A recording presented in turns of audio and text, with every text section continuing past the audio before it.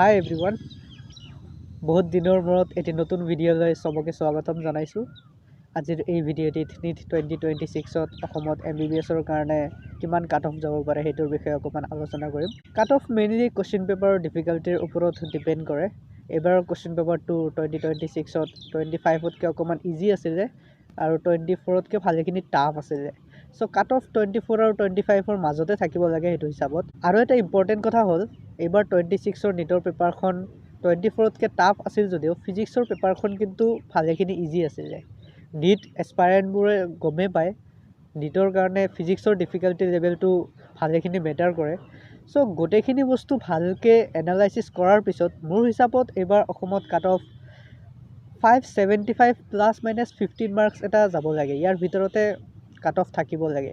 বহুত প্ৰিচাইজলি ক'ব পৰা নাযায়, চবেই গমেই পায় বেলেগ বেলেগ মানুহে বেলেগ বেলেগ প্ৰেডিক্ট কৰি আছে। কিছুমানেতো 550 কৈ আছে, কিছুমানে 600ৰ ওপৰত কৈ আছে। চ' মোৰ হিচাপত মই যিমানখিনি এনালাইচিছ কৰিব পাৰিছোঁ সেইটো হিচাপত 575 ± 15 মাৰ্কছ এটা যাব লাগে। আজিৰ ভিডিঅ'টিত ইমানেই। আৰু চবে গম পায় মই এজন আয়ুৰ্বেদিক ষ্টুডেণ্ট হয়, গভৰ্ণমেণ্ট আয়ুৰ্বেদিক কলেজ গুৱাহাটীত পঢ়ি আছোঁ।